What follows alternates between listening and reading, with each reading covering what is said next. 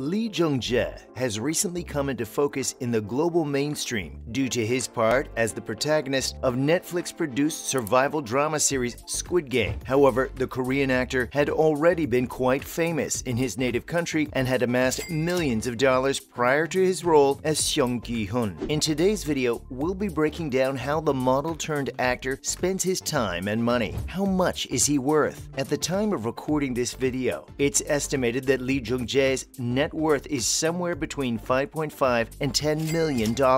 That number will only grow as the years go on, especially since the actor has now garnered critical acclaim all over the globe for his role in Squid Game, which he will reprise in Season 2 of the hit show. His looks and talents have made him the second highest paid actor in South Korea. Lifestyle, home. Despite being incredibly rich, Lee can appreciate the value of simplicity. Instead of getting himself a crazy huge mansion, Lee prefers to live in an apartment. According to sources, the actor and his friend of 16 years, Jung-moo-sung, invested in a luxurious apartment in the posh area of Ssangmun-dong in 2013, where they both currently reside. His house has garnered significant attention due to the sheer luxury with which it has been constructed. TVN's The List 2015 dedicated an episode to give viewers an inside look at the extravagant home. It cost them a whopping $2 million for this 3-bedroom, 4-bathroom house. The extremely exclusive building has 3 basements and 15 floors in which only 18 families reside, each of them with their own private elevator. With a stunning view of the Han River and one-of-a-kind interior design, Lee Jung-jae is living an elegant life. Another famous resident of this building is K-pop star Park Yoo-chun. Cars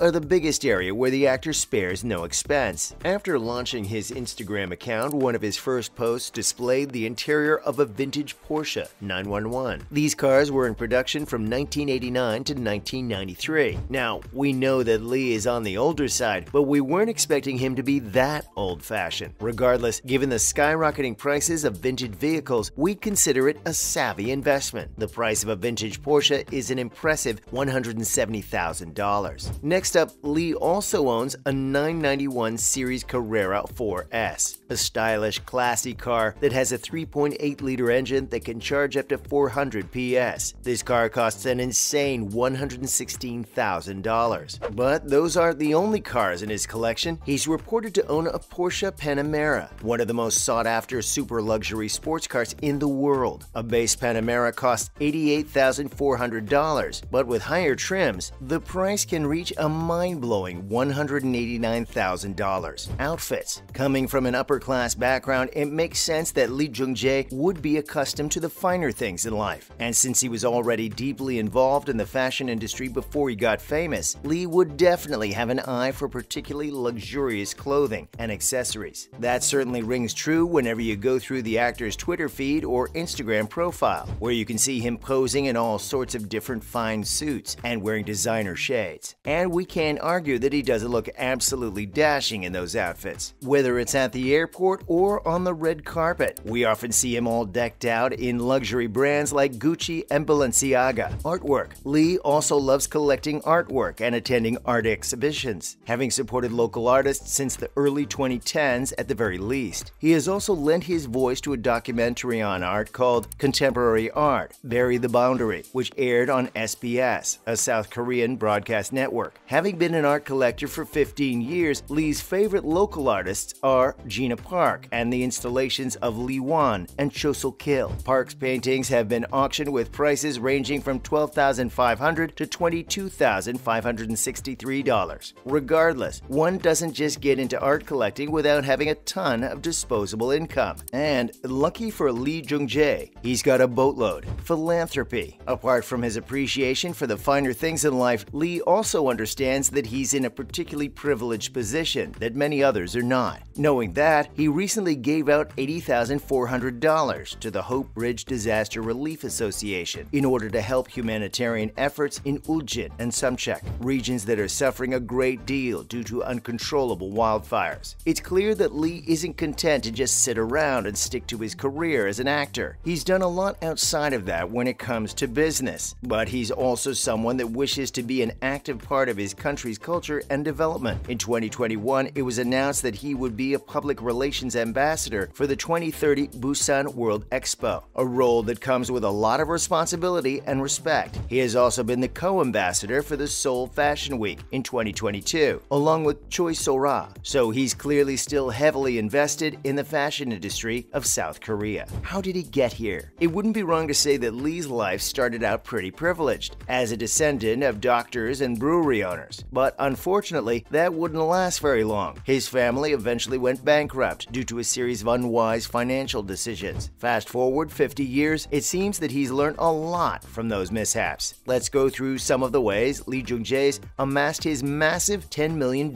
fortune. Salary. Following his initial success in the industry with breakthroughs like Sandglass, which showcased his skill in supporting roles, he would go on to star as the lead in critically acclaimed and award-winning films like Lee Ji-young's An Affair and Kim Sung-soo's City of the Rising Sun. Between these roles and his amazing turn in Squid Game in 2021, the actor was involved in a whopping 27 films. That's an average of about 1.3 films every year. It's surely that non-stop focused work ethic that's gotten him to where he is today, and what has contributed to his net worth of millions of dollars. Investments. Apart from his successful and prolific career as an actor, Lee has also invested a lot of time and money into various business ventures. His first foray into entrepreneurship began when he decided to open an upscale Italian restaurant with the name Il Mare, which he borrowed from one of his early films. This then grew into a chain of restaurants all around Seoul. Since he had a background in interior designing, as we've mentioned earlier, the man took it upon himself to design each one of the franchise's interiors. In 2008, Lee had also funded a real estate development company called Seorum C&D, which he has also applied his interior design skills to. It's estimated that this venture has, so far, raked in about $4 million.